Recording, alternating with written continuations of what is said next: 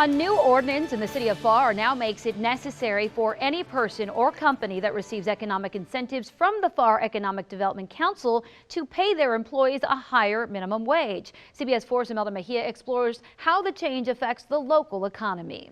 The city of Pharr pays their employees a minimum of $11 an hour, and as of Monday, the Pharr City Commission voted to approve an ordinance that pushes that minimum wage to private companies seeking funding from the city. We also thought if we are going to be allowing taxpayer money in any capacity to be sent out to private entities to flourish in Pharr, that above all, we'd like them to use Pharr residents to help projects move along and buy locally.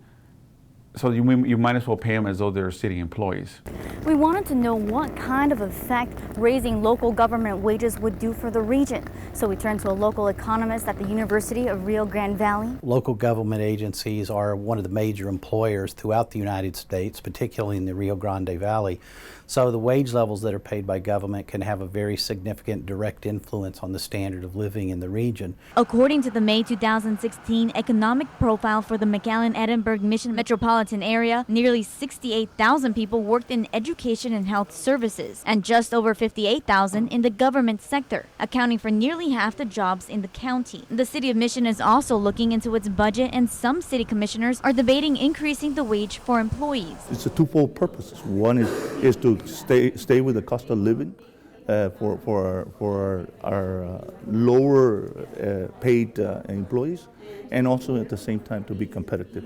So we can be able, when we open up at a new position, that we'll be able to attract people. Mission pays its employees a minimum of $8.50 an hour, while neighboring McAllen pays about $12 an hour for low-skilled jobs. Dr. Barrow says the competitiveness among cities is a good thing. That's the way the market works, and it creates positive inducements to improve people's standards of living. The city of Pharr hopes that the new ordinance will trickle down the wealth to more of its residents. They're hardworking individuals. They are being paid by the taxpayers, and we thought that was more appropriate for them to have a good cost of living. In Pharr, Imelda Mejia, CBS 4 News and ValleyCentral.com.